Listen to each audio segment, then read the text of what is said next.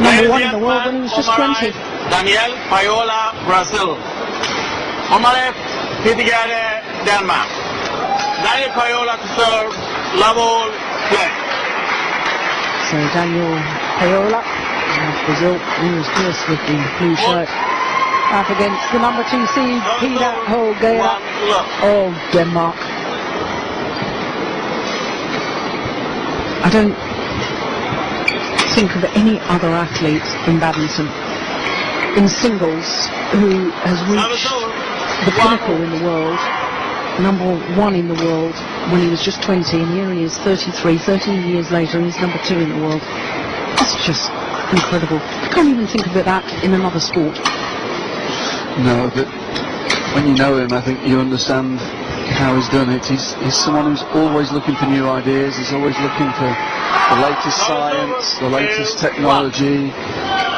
He's really curious about the game, about performance, and about his own performance. And he's looked after himself so well over the years that it's no surprise to see him in such good shape at 33.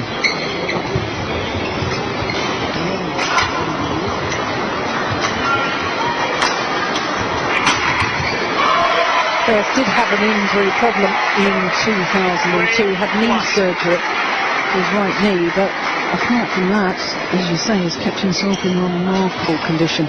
Part of that, I think, is the way he moves. He glides around the court, and therefore, because he's got this, he's almost moving like a cat about to pounce on its prey. And because he's got his low body movement as he's moving around the court, perhaps less susceptible to injuries? I don't know. I think clearly the better your technique, the less chance of you getting injured. I think there's a clear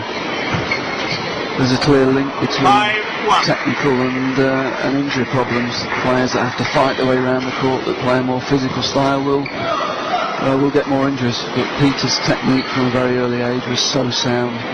Well coached when he was young, started when he was very young, and very, very good technique. You could probably contrast that a little bit with one of his compatriots, Thomas Stewart, who technically probably wasn't as good, longer levers as well, a much taller man, but suffered incredibly with injuries over the years, which probably prevented him winning the number of titles that he should have done. And I think certainly one of the reasons behind that was his technique.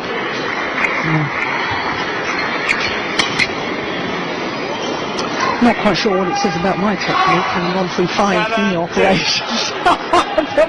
We'll leave that one to discuss over a glass of wine tonight, I think.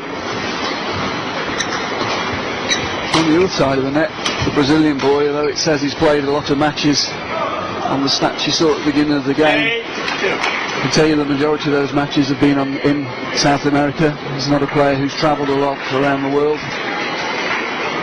But I think we will be seeing more and more of the Brazilian players, with the 2016 games now being given to Rio de Janeiro. Absolutely. And I know that some money is going into badminton now, hence seeing the Brazilian player here this time. They have qualified players for the World Champs in the past, but they haven't always taken those places due to lack of funds. It's probably a reflection that they're going to take badminton a little bit more seriously in the lead up to the game.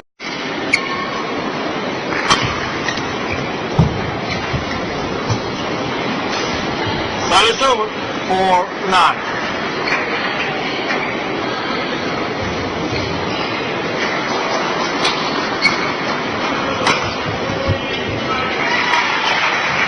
It's over. 10-4.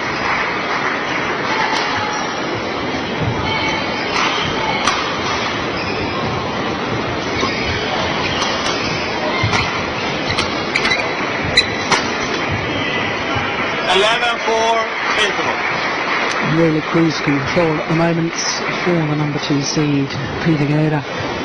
Just 4 minutes for the 11-4 advantage.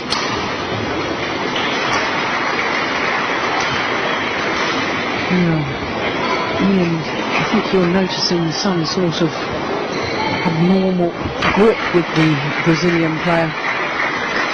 Yes, it's a strange grip he's got, I have to say. Fingers completely separated from the other fingers, and Court 1, 20 seconds. just looks a little bit strange when he's coming in to take the shuttle. I need to watch a little bit more, but it's quite an interesting grip he's got. Could give him quite a lot of control from below the net, but would probably cost him power from overhead. I just saw it at the end there on that replay.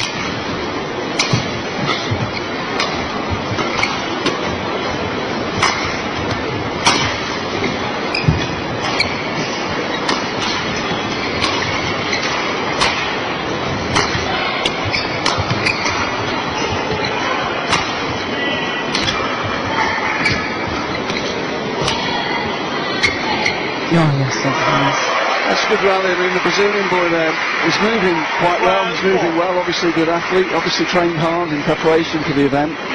And he's really played a very, very good rally. He's played 7 or 8 of his best shots, and he won't be used to them all coming back, I have to say. This is a real step up in class for him. But he's thinking, that's nice variety. Good control of the shuttle. 5-1. Just needs to stick out there as long as he can, see how much he can learn from playing one of the greats. Nice, missed it. 6-12.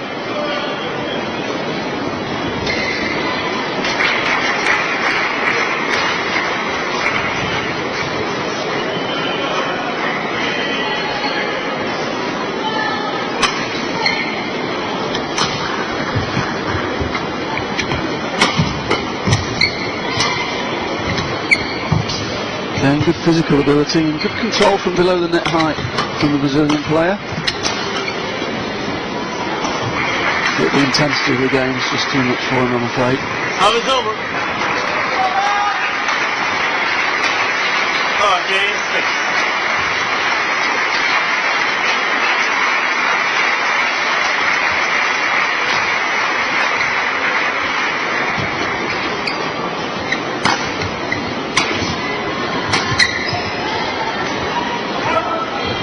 Good judgment. Shot the lines just long of that back line.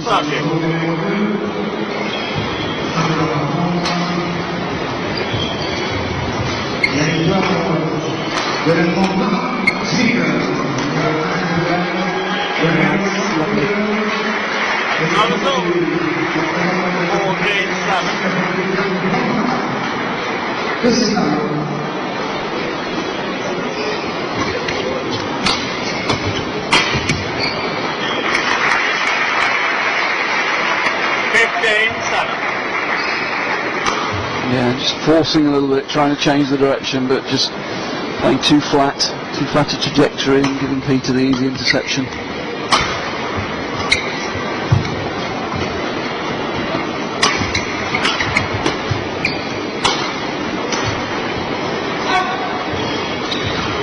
Well, that didn't miss by much, I can assure you.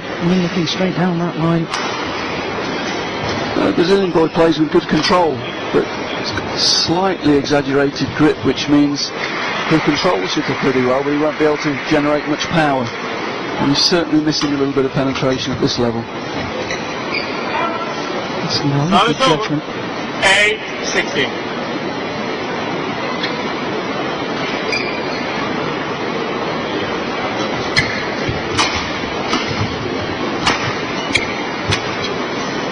That's good. 9-16.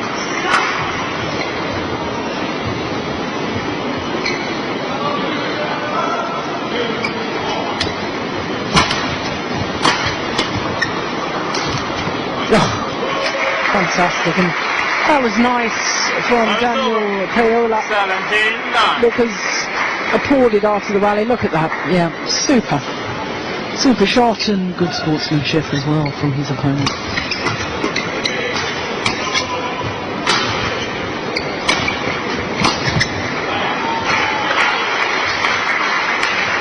Yeah, just under pressure he's unable to control the length of his clears and lifts, and that's giving Peter quite a number of what for him are quite easy opportunities from the rear. 10 game points.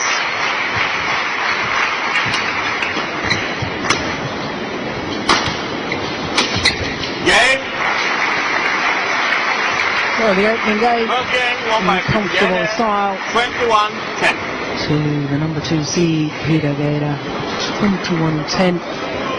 Just 11 minutes of play.